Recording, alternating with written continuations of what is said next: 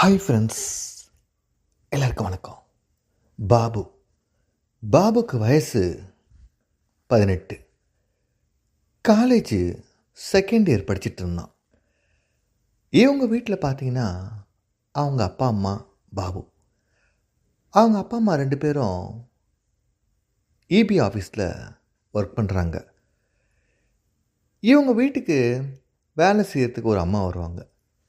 அவங்க பேர் ஜெயந்தி. வயசு 42. ஜெயந்தி 42 வயசுலேயும் பார்த்தீங்கன்னா எல்லாம் ஆக்டிவாக இருப்பாங்க.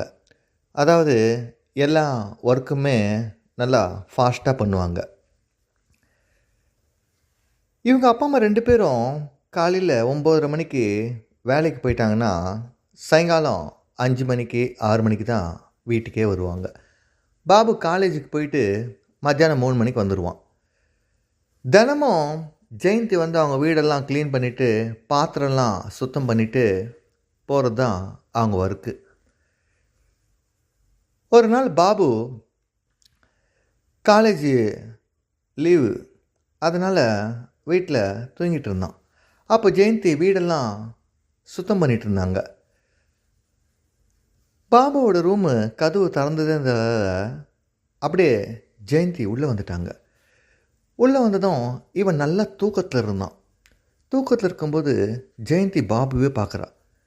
நல்லா சின்ன வயசாக இருந்தாலும் ஆள் நல்லா வளர்ந்துருக்கானேன்னு சொல்லிட்டு சரி இவன் தூங்குறானா இல்லையான்னு பார்க்குறதுக்கு அவனோட கட்டில் லேசாக இடிக்க ஆரம்பிக்கிறான். அவன் தூங்கிட்டே இருக்கான். நல்ல வேலை நல்லா தூங்கிட்டு தான் இருக்கான்னு சொல்லிட்டு அப்படியே பாபுவை தடவும் ஆரம்பிக்கிறா ஜெயந்தி. இப்படி ஒரு 2-3 நாள் நல்லா தடவ பாபுக்கு ஒரு நாள் தெரிஞ்சு போகுது, ஜெயந்தி நம்ம தூங்கிட்டு இருக்கும்போது தடவரா அப்படின்னு சொல்லிட்டு. ஒரு நாள் அதே மாதிரி ஜெயந்தி தடவும்போது பாபு கண்ணை திறந்து பார்க்குறான். உடனே ஜெயந்திக்கு ரொம்ப அதிர்ச்சி ஆகிடுது. ஐயோ, இந்த பையன் வீட்டில் நான் சொல்லிட போகிறான்னு சொல்லிட்டு, மன்னிச்சிருக்கப்பா, வீட்டிலலாம் யார்கிட்ட சொல்லிடாத, நான் ஏதோ தெரியாமல் பண்ணிட்டேன் அப்படின்றான். அப்போது பாபு கேட்குறான், ஏன் உனக்கு தான் கல்யாணம் ஆகி ஒரு பொண்ணு கூட இருக்குல்ல, கல்யாணம் பண்ணி கொடுத்துட்டியா அப்படின்னு கேட்குறான். இல்லை, மாப்பிள்ளை தான் பார்த்துட்ருக்கேன், அவரும் எப்போ பாரு வீட்டுக்கு வரும்போது குடிச்சிட்டு வராரா, அதனால் எனக்கு அவர்கிட்ட எந்த விதமான சந்தோஷமும் கிடைக்கிறதில்ல. நீ சின்ன வயசு பையனாக இருந்த அன்றைக்கி நீ தூங்கிட்டு இருந்த, அதனால தான் நான் உன்னை தடவுனேன் அப்படின்னு சொல்ல ஆரம்பிக்கிறா.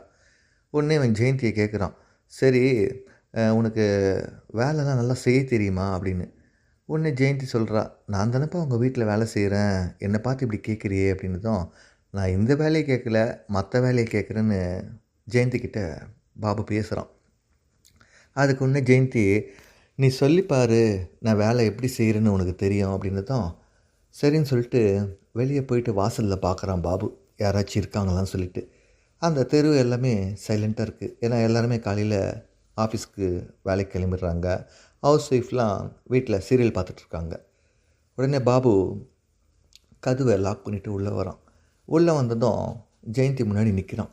சரி, இப்போது உனக்கு என்ன தோணுது என்கிட்ட சொல்லுனதும், இப்படி பார்த்தா எப்படி எனக்கு தெரியும் அப்படின்னு சொன்னதும் பாபு சொல்கிறான், சரி என்ன பண்ணணும் சொல்லுன்னு. எல்லாத்தையும் கழட்டி காமிச்சா தானே தெரியும்னு ஜெயந்தி சொல்கிறா. சரின்னு சொல்லிட்டு பாபு, சரி உன் இஷ்டம் நீயே பண்ணிக்கிறதும் ஜெயந்தி ஒரு ஆடையாக கலைய ஆரம்பிக்கிறா. கலைய ஆரம்பித்ததும் பாபுவோட தம்பி நல்லா எழுச்சி வீரப்பா நிற்கிறான். இதை பார்த்ததும் ஜெயந்திக்கு, என்னடா உனக்கு 18 வயசுன்ற 18 வயசு உள்ள ஆளுக்கு மாதிரி இல்லை, நல்லா வரைச்சி நிற்கிறான் உன் தம்பி அப்படின்னு ஜெயந்தி கேட்க ஆரம்பிக்கிறா. ஆமாம், எல்லா பசங்களுக்கும் அப்படி தானே இருக்கும் அப்படின்னு பாபு கேட்குறான்.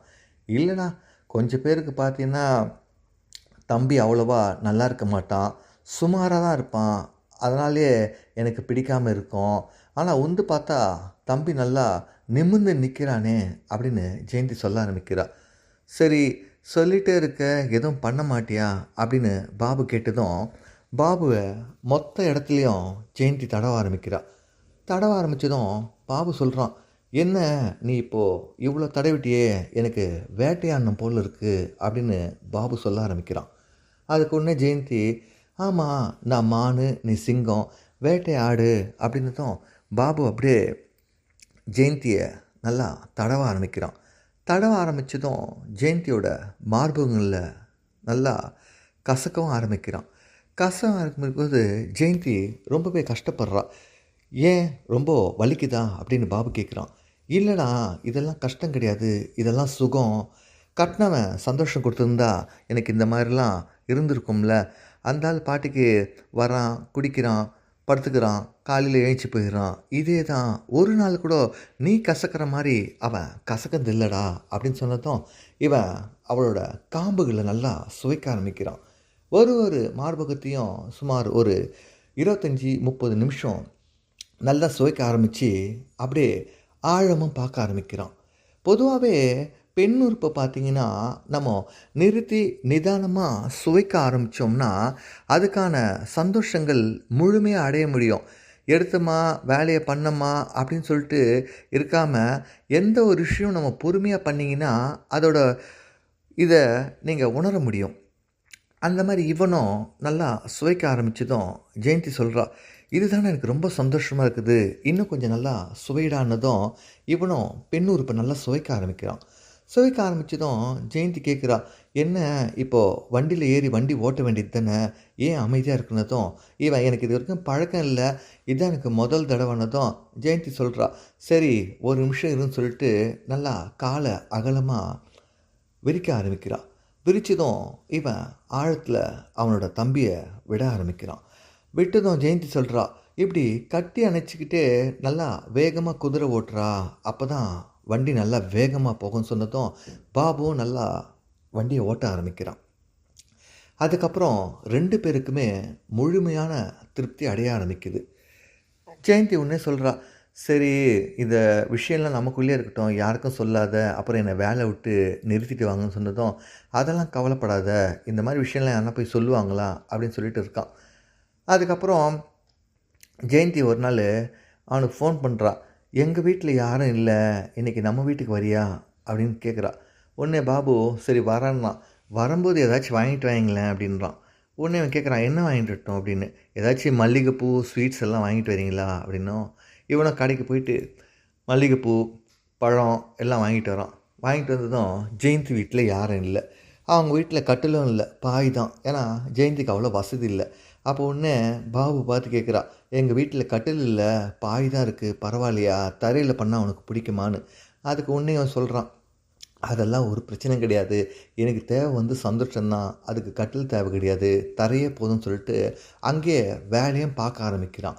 பொதுவாக இந்த 40 வயசு ஆளுங்கள்லாம் வீட்டில் வேலை செய்யும்போது பார்த்திங்கன்னா, அந்த ஹவுஸ் ஓனர் பையன்கிட்ட நல்லா ஃப்ரெண்ட்லியாக பேச ஆரம்பிப்பாங்க. அந்த பசங்களுக்கும் அந்த வேலை செய்கிற பொம்பளை மேலே ரொம்பவே அட்ராக்ஷனாக இருக்கும். ஏன்னா அவங்க வேலை செய்யும்போது குனியறது, நிமிர்றது, நடக்கிறது இதெல்லாம் பார்த்து ரசிக்கும்போது அதுவும் ஒரு தனி சந்தோஷம்தான். ஓகே ஃப்ரெண்ட்ஸ், நம்ம அந்தரங்க துளிகள் யூடியூப் சேனலை